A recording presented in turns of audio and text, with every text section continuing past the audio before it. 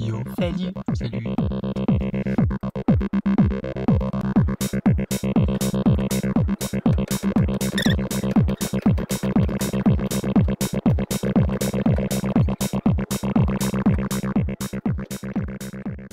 Je m'appelle Léonie, j'ai 23 ans.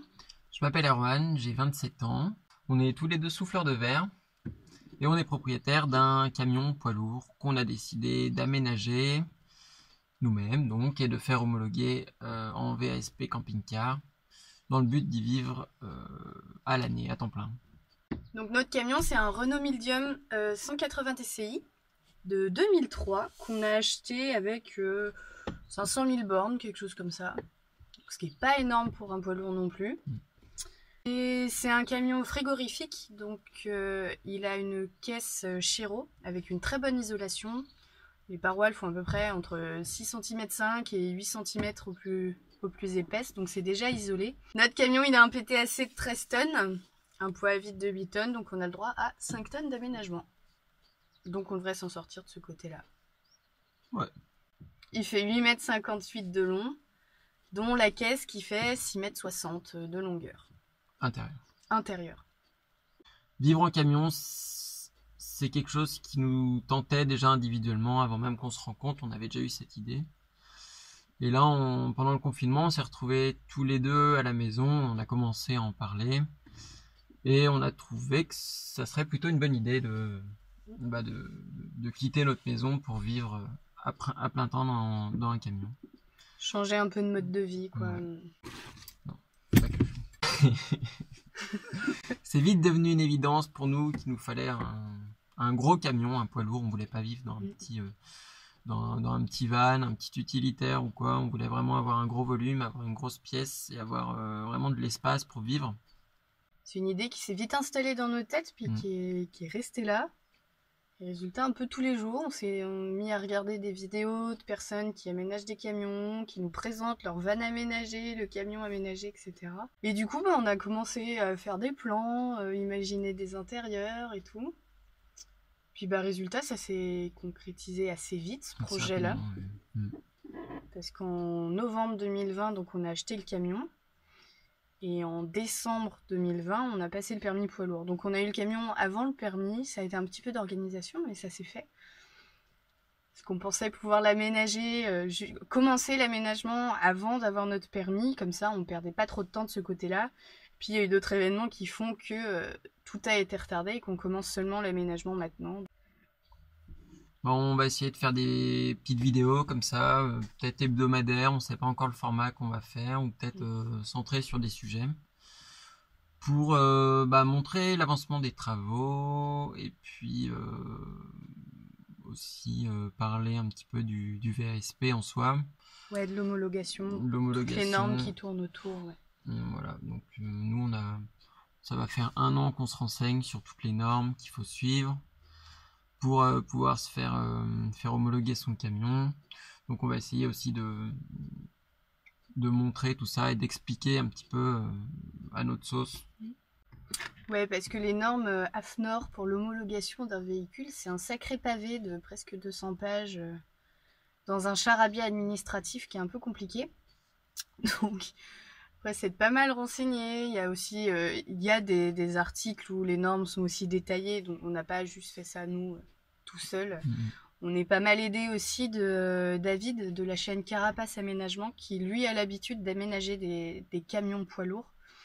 Donc il connaît pas mal de choses, donc on est aidé de ce côté-là. Puis on a regardé, comme on a dit, pas mal de vidéos de personnes qui aussi parlent de tout ça. Donc voilà, si par nos vidéos ça peut aider certaines personnes à y voir plus clair pour une norme VASP ou quoi que ce soit, un peu d'inspiration pour un aménagement ou juste par curiosité de voir ce qu'on fait, nous c'est avec plaisir qu'on vous partage tout ça. Après, faire des vidéos c'est pas notre sauce à la base, donc on espère arriver à faire quelque chose de pas trop mal. Va falloir être un peu indulgent avec nous quand même. et puis voilà, il n'y a plus qu'à. Donc on va commencer l'aménagement du camion par la partie de la cuisine, salle de bain qui sera donc dans le fond du camion. En fait on a rehaussé cette partie là de 30 cm pour pouvoir venir mettre nos cuves d'eau propres dessous. Donc c'est une partie qui va prendre un peu de temps parce que justement il y a pas mal de côté technique à venir mettre en place. Les cuves d'eau, il y a le chauffage qui va aller dessous, la pompe, le chauffe-eau va être là aussi. Donc ça va prendre un peu de temps et de logistique. Pour l'eau propre, on a choisi de prendre 6 cuves de 85 litres chacune. L'avantage c'est qu'on a trouvé des cuves qui faisaient 20 cm de haut, 22 cm de haut, donc elles passaient sous notre réhausse de 30 cm, donc c'est nickel. C'est des cuves qui font 85 litres, on en aura 6. Donc on se retrouve avec 510 litres d'eau propre. Et pour être aux normes VASP, en fait on ne peut pas avoir des cuves qui font plus de 100 litres, ça doit être compartimenté. Donc c'est pour ça qu'on a des cuves de 85 litres x 6. Et également pour être aux normes, il nous faut des cuves pour l'eau sale. Il faut au minimum la moitié de la contenance d'eau propre. C'est-à-dire on a 510 litres d'eau propre, il nous faut au minimum 250 litres ou 255 litres d'eau sale en capacité. Donc là on aura donc 3 cuves de 85 litres, c'est les mêmes. Ces 3 cuves là pour l'eau sale, elles iront elles sous le châssis. Donc là on va commencer par mettre toutes les cuves d'eau propre, on va venir construire la structure de la réhausse autour. Et puis on viendra poser le chauffage, percer les trous, etc. etc.